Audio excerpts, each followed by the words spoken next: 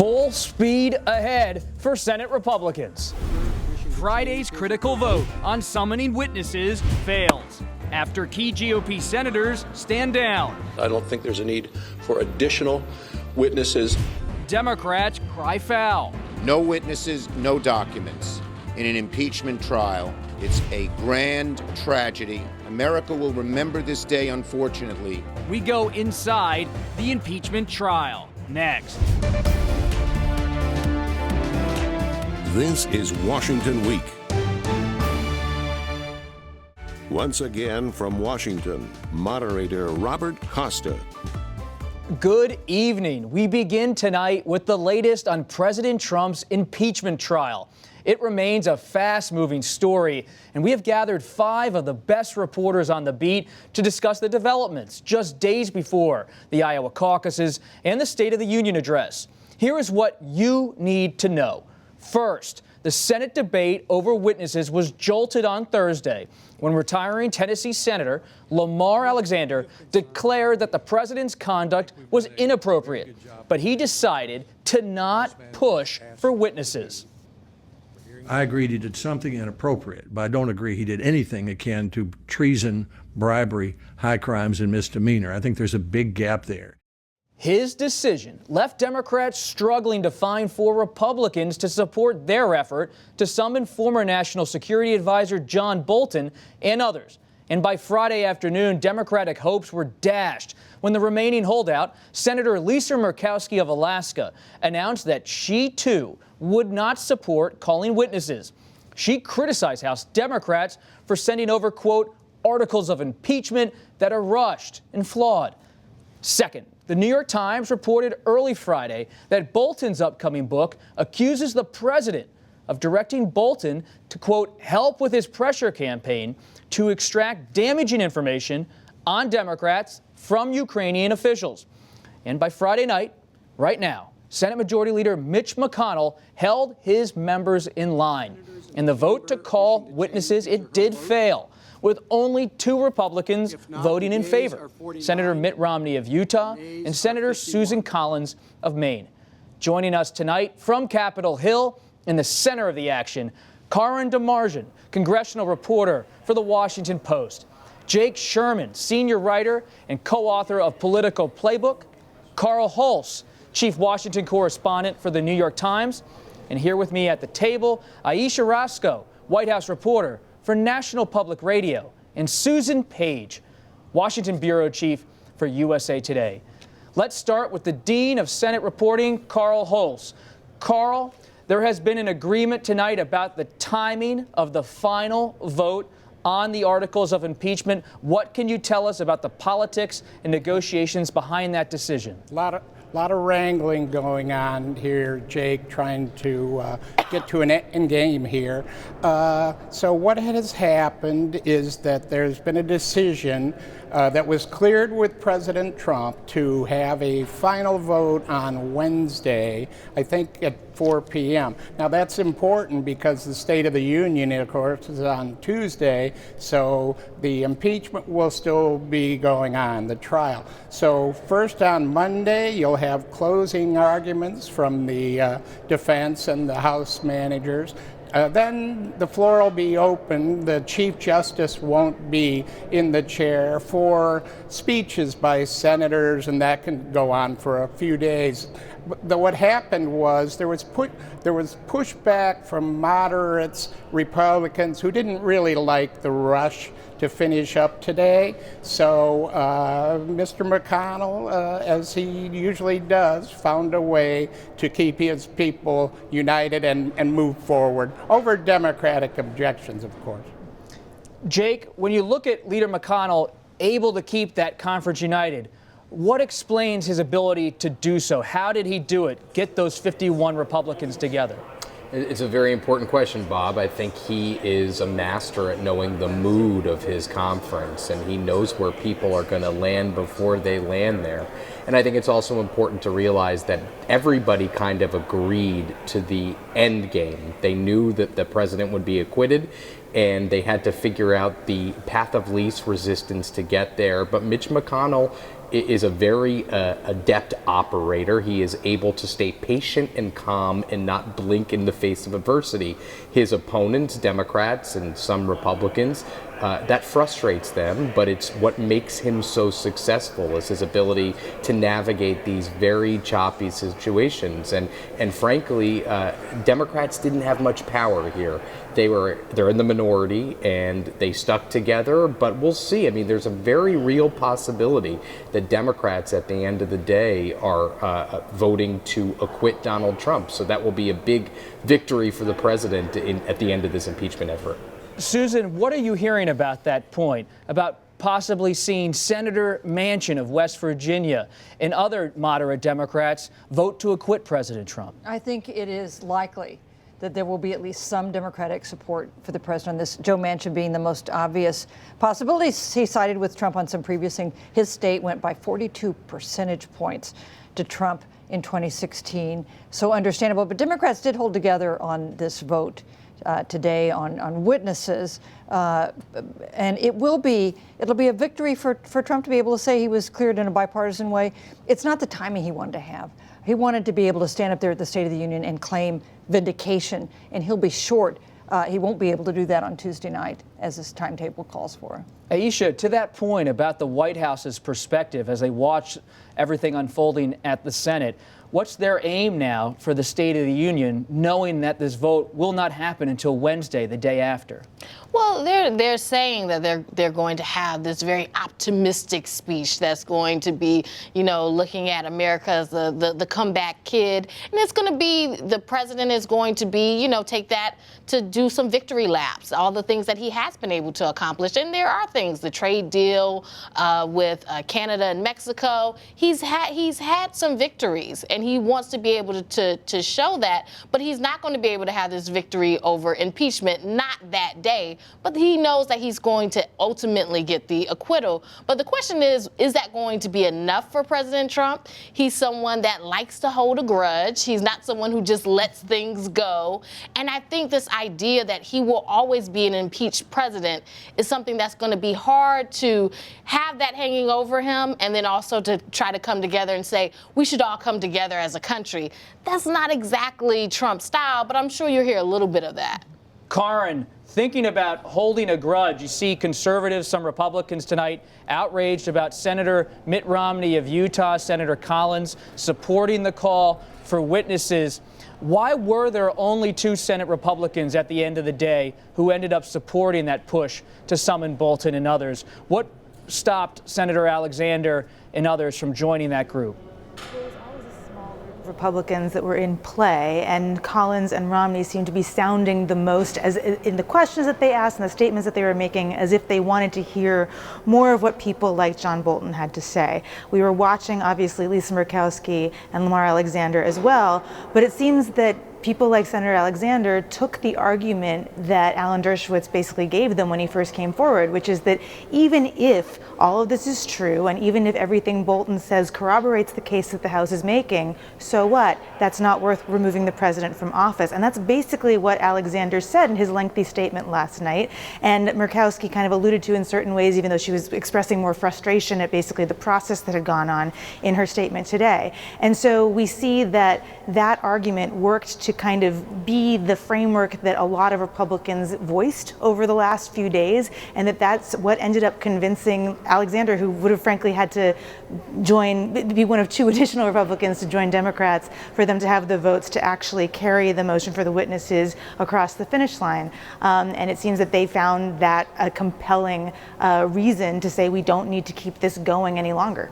Carl, were other Senate Republicans watching Senator Alexander on Thursday night? Were others prepared to maybe think about crossing that line? But was that the key moment Thursday night when Senator Alexander I think made so. the decision? I think that some of the senators let Senator Alexander speak for them.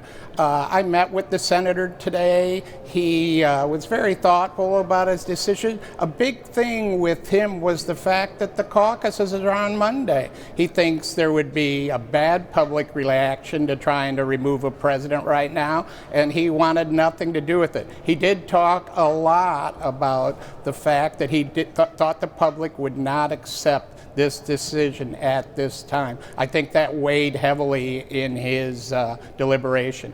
Susan, beyond those considerations, what about President Trump's influence on how Republicans voted? Is this totally his party at this moment? Yeah, this is Trump's party. Even senators, Republican senators running in competitive states in places like Arizona and Colorado stuck with the president on this because they have made the calculation that they want to get reelected in November. They need to be on the president's side. There are risks of standing with Trump, with voters who may not like Trump, with suburban women, with college-educated voters, but it is a dangerous place for a Republican to be. Just this evening, Mitt Romney, who didn't vote, by the way, to convict President Trump, he only voted to listen to some witnesses, was disinvited by the American Conservative Union to CPAC, the Conservative Political Action Conference, that is a big deal next month here in Washington, as a sign that it is unacceptable even to say, you know, I'd like to hear from John Bolton.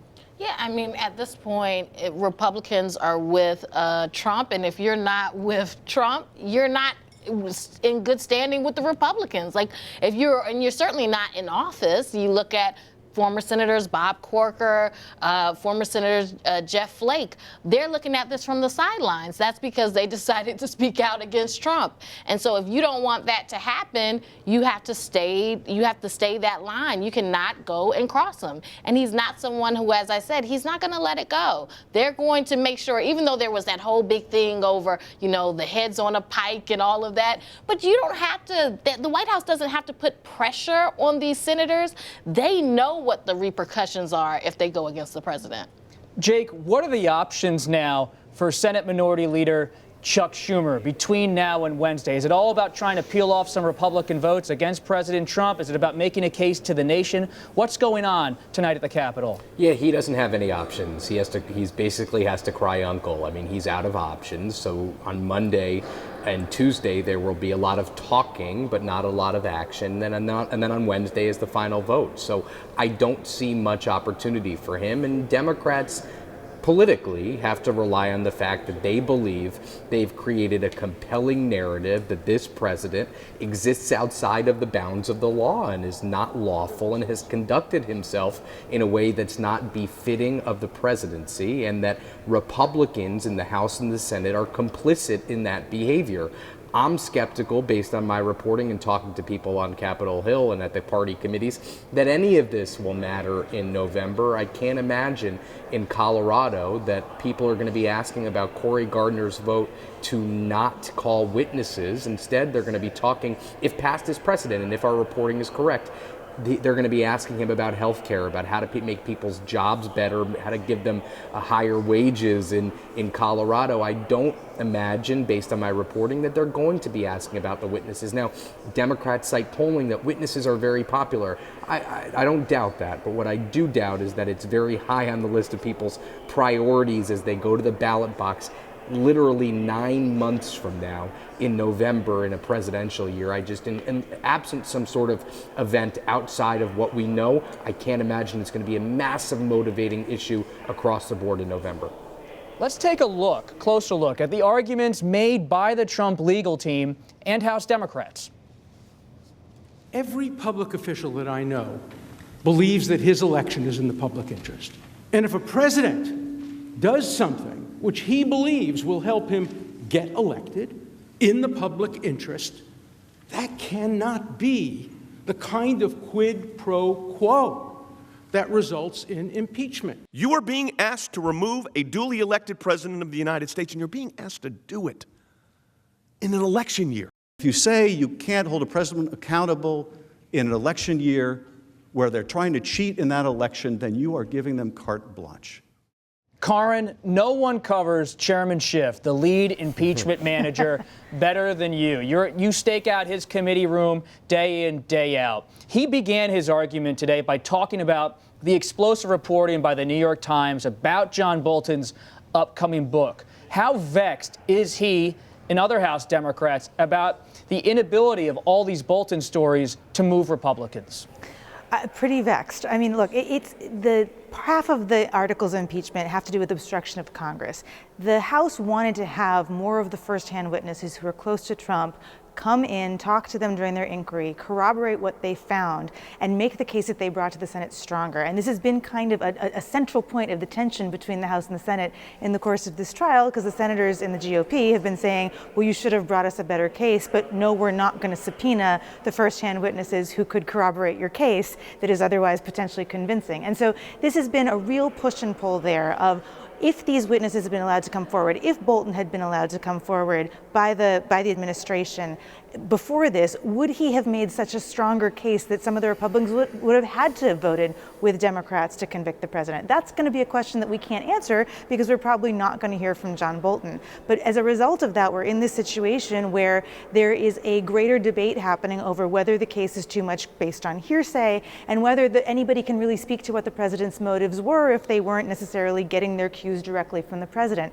And that's why you see a lot of the back and forth between the two legal teams looking at the exact same conversations, exact same documents, exact same sets of evidence, and coming up with two completely different explanations for it, because they disagree about what the president's intentions were, whether they were legitimate in trying to, whether the Bidens represented corruption to the president, and that was a legitimate thing for him to ask for the investigations into them to be announced, or if it was illegitimate and him putting his personal interest over the national interest. And we really didn't come to a final conclusion of what that is, or any sort of a consensus of what really went on there, because both sides never really got to meet in the middle or hear from the people who might have weighed in that were closer to Trump.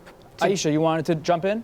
Yeah, I think this is why that point about what these firsthand witnesses and what Bolton would have said, I think that's why Alan Dershowitz, his arguments were so important for Republicans, because it gave them something to kind of hang their decisions on, because he also said that even if everything that Bolton says is true, that doesn't rise to the level of impeachment. And so I don't think that they needed Alan Dershowitz to give them that idea, but they have Alan Dershowitz saying that, so now they can say, we have a constitutional lawyer, this respected lawyer, and he says this doesn't rise to the level of impeachment. And that's essentially what you had Lamar Alexander saying. The president did do something improper. He said he believes that Democrats did make their case. So he's like, we don't need any more witnesses. I agree. He did something improper, but he shouldn't be impeached over it. We're not going to hear from John Bolton in front of the Senate. Yeah. We're going to hear from John Bolton. Yeah. We're going to hear from John Bolton with his book, and perhaps in other ways as well.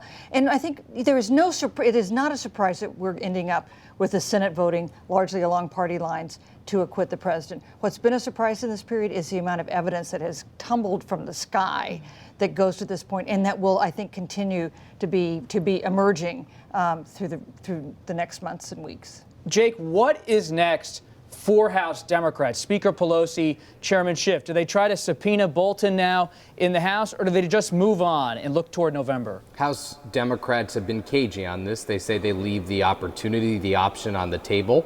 I would imagine, if I'm reading the tea leaves, that it's going to be tempting for them to subpoena Bolton. But remember, his book comes out in about 6 to 8 weeks or so. So it's not going to take that long for us to understand what he knew. And I would argue, and a lot of sources have argued this to me, the House looks silly by not subpoenaing John Bolton if he has all this stuff in a book that he's saying. They have an obligation, some Democrats say, but there's another line of thinking, which is the House should not reinsert itself into this mess. It should move into other areas, perhaps other areas of oversight, perhaps other areas of legislating. They have closed the chapter. Impeachment is done. The president's been acquitted. They now risk, in some Democrats' points of view, looking obsessed with taking down the president, and that is not, in some people's view, a good look for some of the moderate and Trump district Democrats that are their so-called majority makers, the people that put the gavel in Nancy Pelosi's hands.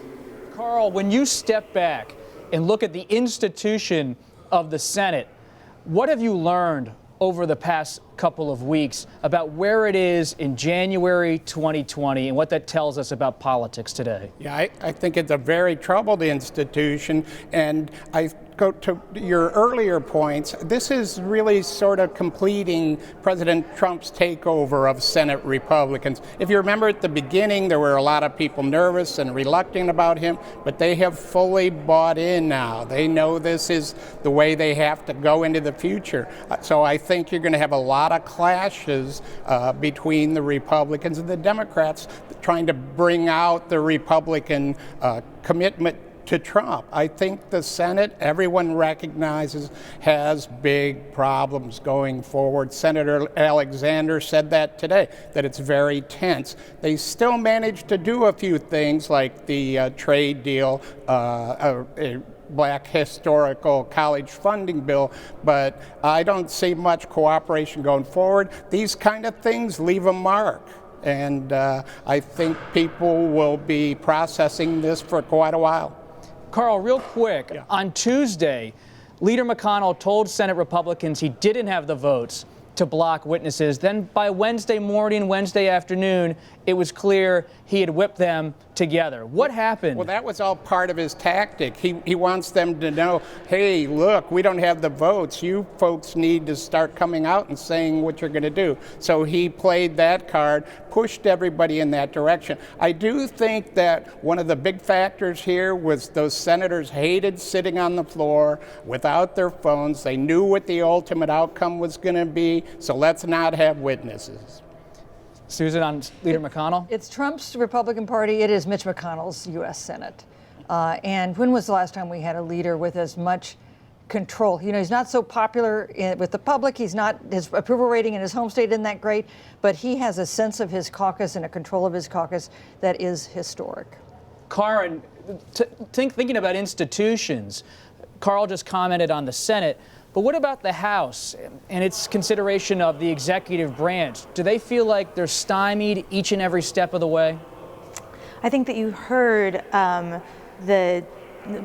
Schiff make several arguments in which he was basically saying, look, if you can't even let us have a trial here that's a legitimate trial, then basically the Constitution's a paper tiger. And we can't really stand up to the executive when they want to say, no, we won't give you any witnesses, no, we won't give you any documents. That this is basically giving a thumbs up to a practice of stonewalling by the Trump administration that he said basically the House Democrats have been arguing will create consequences for the Senate too when it comes time for them to want to conduct oversight over a White House that they're not particularly fond of.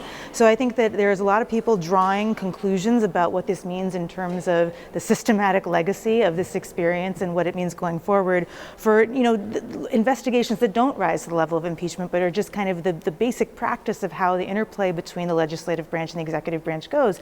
And we'll have to see as things go forward if the warnings of either side are borne out here, because there's the House making the point that Congress needs to be stronger, whereas there are a lot of Senate Republicans that are basically saying you're trampling on the executive branch's rights and the president's rights to do things here, and that's not okay. And that's another debate that wasn't completely resolved.